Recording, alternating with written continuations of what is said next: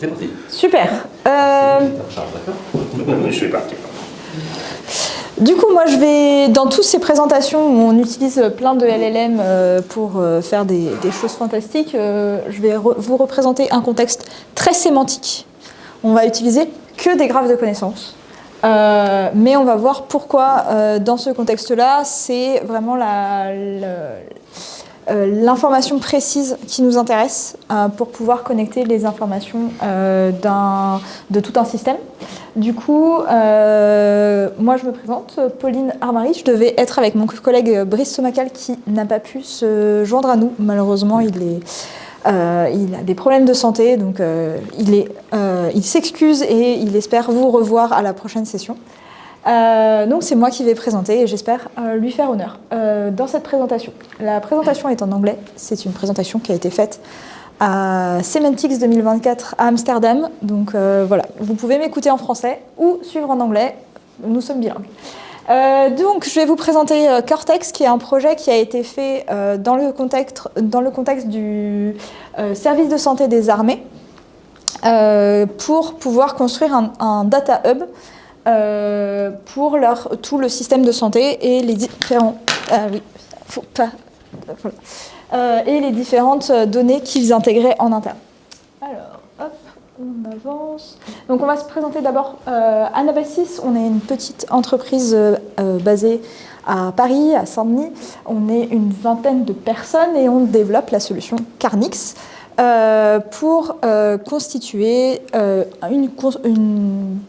un moteur sémantique pour faire des justifications, mais aussi pouvoir gérer la continuité d'opération.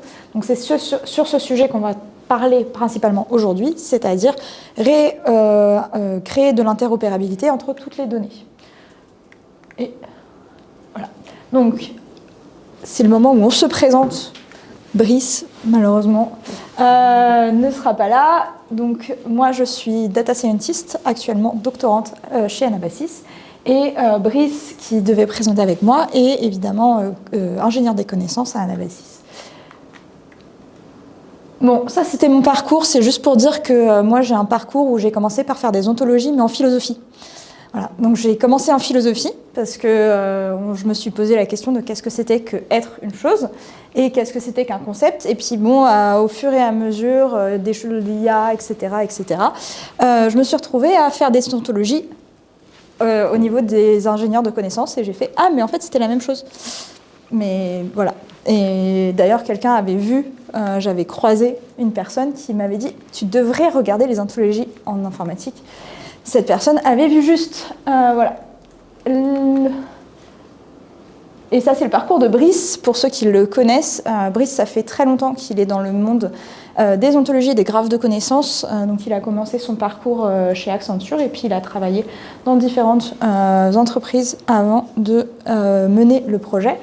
Et donc, c'est lui qui est à la manœuvre sur ce projet Cortex que je vais vous présenter tout de suite. Donc, Cortex, si ça avance. Voilà. Cortex, il faut se rappeler qu'on est dans le contexte du ministère des Armées. Le ministère des Armées, c'est plutôt le service de santé du ministère des Armées, c'est déjà 6 directions en tant que telles. Donc la direction de la médecine des forces, la direction des hôpitaux, la direction de l'approvisionnement, etc. Il m'en manque. Et évidemment, chacun a son système, ses façons de procéder, ses informations, les choses qu'ils doivent suivre. Voilà. Et puis bon, comme c'est les militaires, il ne faut quand même pas non plus que tout soit regroupé. Donc on va bien séparer pour des questions de sécurité, confidentialité, etc. J'en passe.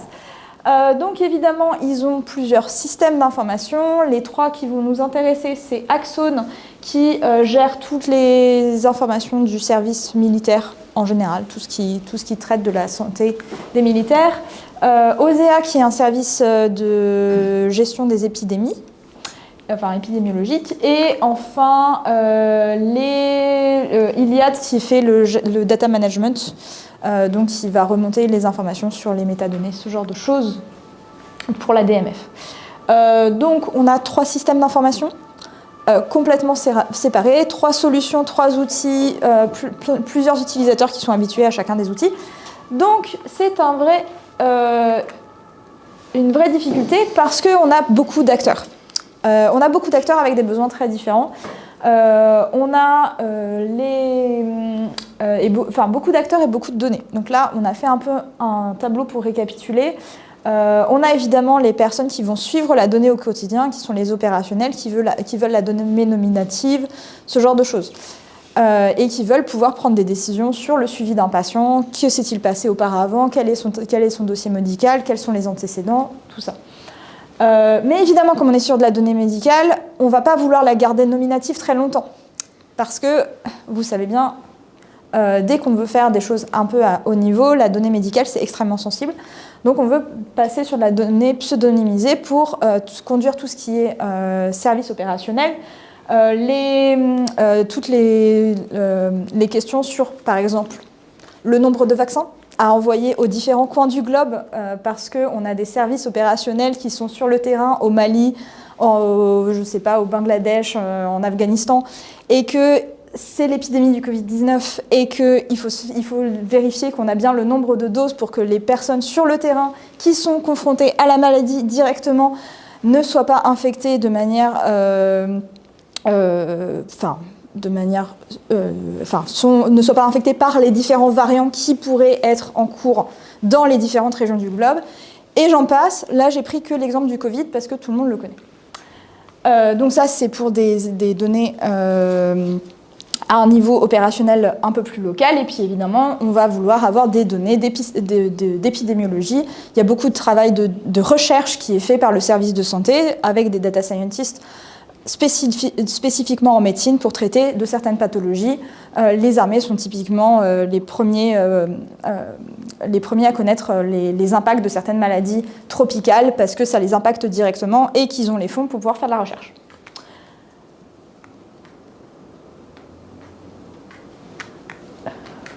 Non ?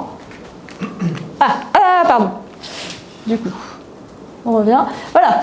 En fait, j'avais pas pris le Covid-19 au hasard. C'est parce qu'en fait, le Covid-19, c'était le cas d'usage qu'ils nous ont donné au début. Ils nous ont dit, alors en fait, quand l'épidémie s'est déclarée, il nous fallait 6 semaines pour savoir exactement qui était vacciné, pas vacciné, quels étaient les statuts qui étaient dans les différents coins du monde, parce qu'en fait, il fallait qu'on remonte les requêtes, le temps que le service nous réponde, ça mettait 6 semaines d'agréger la donnée. Bon, 6 semaines quand vous avez une épidémie en cours, c'est pas fantastique pour faire le suivi au quotidien. Donc, c'est là où ils se sont dit, bon, on va peut-être avoir besoin d'un système d'agrégation. Et comme on l'a vu, il faut un système d'agrégation suffisamment flexible pour pouvoir répondre aux différents besoins sans avoir à redévelopper tous les outils au milieu. Et aussi, ils voulaient pouvoir ne pas décommissionner les outils pour pouvoir que les opérationnels qui ont l'habitude de les utiliser restent dans leurs outils. Et du coup, c'est le projet Cortex. Donc, hop, Cortex. On retourne en avant. C'est parti. J'ai un peu du mal avec cette... Ah, c'est bon. Donc, Cortex est développé sur la solution Carnix. Donc, Carnix, ce sont des gentils petits robots qui vont vous aider au quotidien. En fait, on est ici principalement avec des gens de la donnée sur le sémantique, donc on va rappeler pourquoi le sémantique c'est important par rapport au LLM, c'est que, en fait, la technologie sémantique, elle va faire exactement ce que vous lui avez demandé de dire sans hallucination. Alors, parfois, ils ne sont pas très expressifs, mais ils vous disent que ce que vous lui avez demandé. En plus, quand vous faites des raisonnements avec les systèmes de règles, évidemment, vous allez avoir des justifications de bout en bout, pas de super vecteur au milieu que vous ne pouvez pas interpréter. Et vous êtes complètement objectif sur l'expertise que vous avez mis dans le système. Alors, évidemment, ces systèmes, ça demande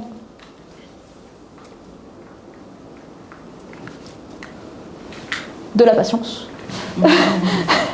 Voilà, non, c'est dans l'autre sens. Voilà, punaise. Ça c'est la manière, c'est l'architecture globale qu'on a prise. Donc on a fait une double approche sémantique, top-down et bottom-up. Donc on est parti des bases de données pour en faire la cartographie et faire une cartographie pivot, les relier les différentes cartographies. Et pour pouvoir faire ce pivot, en fait, on a fait des entretiens avec les personnes métiers pour comprendre leur domaine de connaissances. Voilà, et ensuite, donc on était parti des bases de données qui sont toujours présentes et on les emmène vers des différents services de données comme ClickSense ou de la donnée statistique en R ou d'autres éléments, et aussi notre interface qui va permettre de faire du requêtage et que je vous montrerai à la fin. Globalement, notre structure, moi j'aime bien partir du bas, on peut partir de l'utilisateur aussi, mais moi je pars souvent de la donnée, je suis data scientist, je pars de la donnée. Donc on part des bases de données, ces bases de données on les a intégrées dans deux autres bases qui sont des bases GENA pour séparer complètement d'un côté la donnée nominative, de l'autre côté la donnée pseudonymisée. On va avoir des droits d'utilisateurs qui vont s'appliquer de manière séparée sur chacune des bases.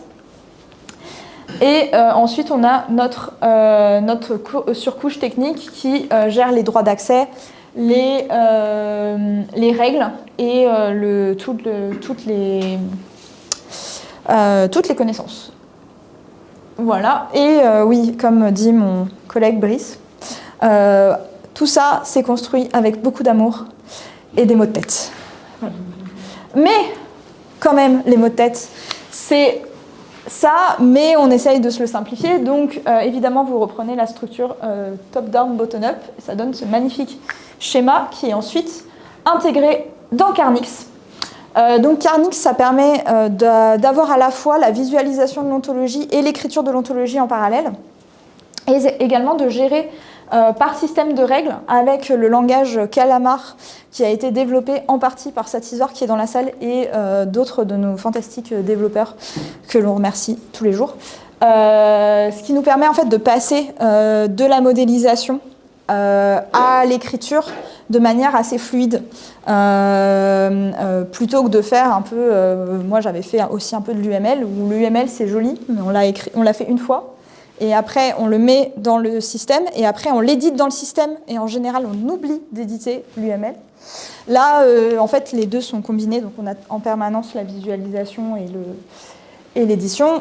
Bon, ça, d'autres systèmes de construction d'ontologie le font également, évidemment. Mais le système d'écriture par règle nous permet d'intégrer beaucoup d'informations de manière très expressive, et notamment, je vous montrerai là, je ne sais plus. Oui, ce qui est intéressant, là, c'est une règle sur l'IMC, donc on peut faire des comparaisons mathématiques directement dans la règle. C'est recompilé derrière, ce qui est assez pratique, plutôt que quand on fait de la logique de description et qu'on doit recalculer ça. Enfin, je ne sais même plus. Je pense que les comparaisons en logique de description, c'est quand même pas le plus évident. Hop. Voilà. On a aussi construit une ontologie de gestion des droits. Donc en fait, c'est le moteur Carnix qui va gérer une ontologie. Cette ontologie, moi j'aime bien l'appeler une méta-ontologie. C'est une ontologie qui gère les objets ontologiques qu'on a définis par en dessous. Donc elle vient prendre par-dessus les objets ontologiques. Par exemple, la classe patient, on va dire que c'est un objet qui va avoir des droits spécifiques de lecture par rapport à la classe utilisateur. Donc on a la classe utilisateur, ces utilisateurs, on a leurs identifiants, on les relie par rapport à la base de données qu'on a initialement. Et donc on va pouvoir protéger la classe patient et dire que certains utilisateurs ne vont pouvoir voir certains patients que dans certaines conditions spécifiques. Par exemple, l'utilisateur médecin ne peut voir que les patients qui sont de la même clinique que lui, et pas les autres. Ça, c'est grâce à notre langage de règles. À côté, on peut définir des groupes qui vont nous permettre de choisir des permissions qui ensuite sont mangé par notre moteur, au moment où on fait la requête, l'utilisateur n'a accès qu'aux données pour lesquelles il a la permission d'avoir le résultat. Alors, bon, les bénéfices de la solution sémantique, je vais les rappeler, même si tout le monde les connaît, bien sûr, dans cette salle. On va simplifier le travail opérationnel. Donc ici, en fait, on va donner un seul point d'entrée pour toutes les bases de données.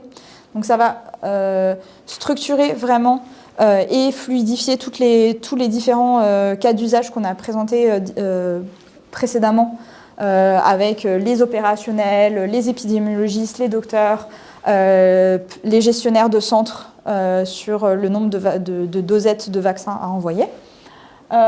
Évidemment, on va permettre de donner accès à la donnée et de répondre aux critères FAIR, donc Findable, Accessible, Interoperable, Reusable. Évidemment, tout le travail d'ontologie, ça permet aussi, en tant que process lui-même, de définir un vocabulaire partagé et donc de réaligner les différents services de santé pour qui, en général, n'ont plus de vocabulaire commun, parlent de certaines choses avec des mots différents. Donc c'est un travail qui peut être mis directement dans l'ontologie.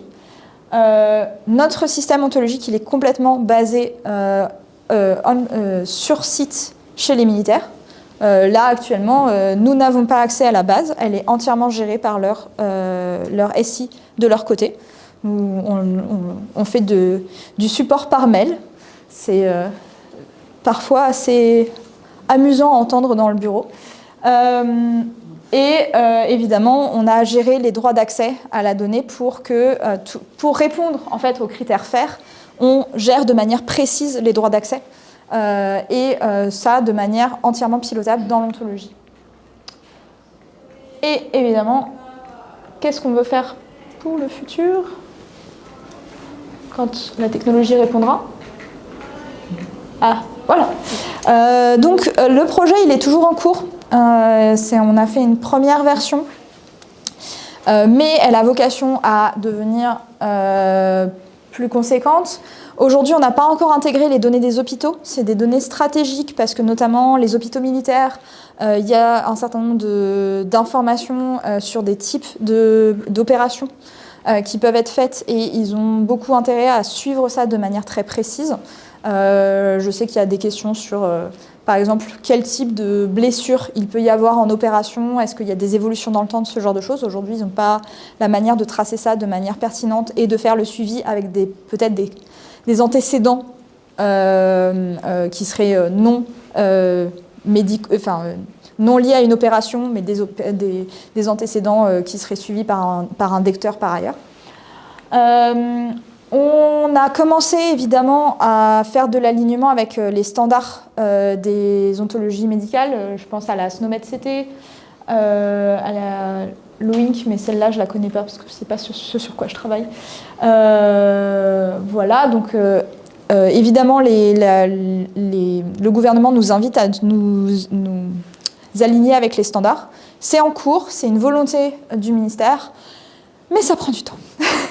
Surtout qu'ils rajoutent leur propre taxonomie qui n'est pas complètement alignée avec, mais il faut quand même garder les labels, mais quand même ce serait bien si on est aligné, mais les docteurs ils ont trop l'habitude, enfin vous connaissez le problème. Et aussi on veut incorporer les statuts immunologiques, donc pareil pour le suivi du Covid-19 mais de toutes les autres vaccinations. Vous avez tous vu pendant le Covid comment les règles sur qui avait été ou pas vacciné, qui avait le pass ou pas le pass. Ça changeait un peu tous les mois, d'une part, et ensuite ça changeait en fonction de un peu si vous étiez gros, petit, mince, quel âge vous aviez, enfin voilà. Je l'ai fait faire en TP à des étudiants, ils se sont amusés à regarder toutes les règles, ils se sont amusés aussi à voir quels étaient les critères et ça a fait une modélisation plus longue que ce qu'ils pensaient initialement.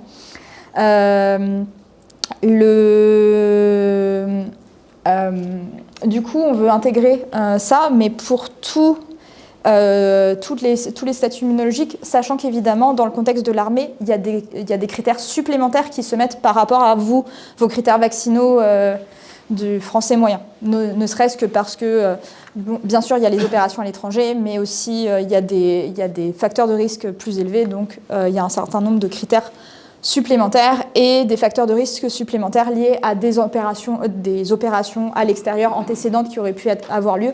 Donc, beaucoup de règles, mais nous, on aime les règles. Annabelle 6. Et je crois que c'est le moment de la démo. Yes, je vais essayer de le faire. Alors, c'est le moment où je dis que, justement, je reçois un mail, enfin, faisons comme si je recevais un mail d'un opérationnel qui dit « Ok, est-ce que je pourrais avoir tous les patients qui sont au sein du centre médical Bourgogne-Franche-Comté et qui ont reçu une dose, quelle était leur dernière dose de vaccination ?» Et c'est là où... Est-ce que ça va fonctionner si je fais comme ça? Ah non, je pense pas. Ça, c'est... Bon, eh bien, j'avais une démo vidéo, mais je pense qu'elle ne va pas fonctionner. Parce qu'elle est dans le PDF, mais je pense que ça ne fonctionne pas directement depuis le PDF. Donc, si vous voulez la voir, venez me voir après. Je l'ai sur mon ordinateur, évidemment. Et je pourrais même vous montrer l'application en live. Donc voilà, c'est les joies du live. C'était pour vous montrer le navigateur à facettes qu'on a réutilisé, qui utilise la technologie SPAR-Natural, que certains doivent certainement connaître. Pour montrer que, du coup, ça permet de faire du requêtage facilement pour des opérationnels, qui est très apprécié par nos clients. J'ai un autre use case, mais je pense que... Ah bah si, en fait, j'avais anticipé, et du coup, on voit... Je vais vous faire la démo sans la démo. Puisque donc là, c'est l'interface SPAR-Natural pour ceux qui la connaissent.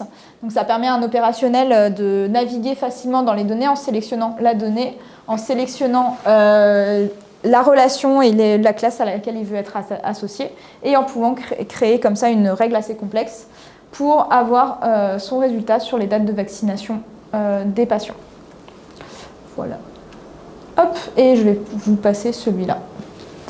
Voilà, est-ce que vous avez des questions ? Merci beaucoup. Je ne sais pas quelle heure il est, si j'ai dépassé l'heure. Super. Si je peux me permettre, je vais demander une question à ce monsieur-ci. Est-ce que vous connaissez ce outil SPAR-Natural ? Oui, c'est moi qui l'ai fait. Je viendrai dedans pour la démo. Ça marche. Merci. Eh ben, merci. Oui, très bien. Ben, merci à tous.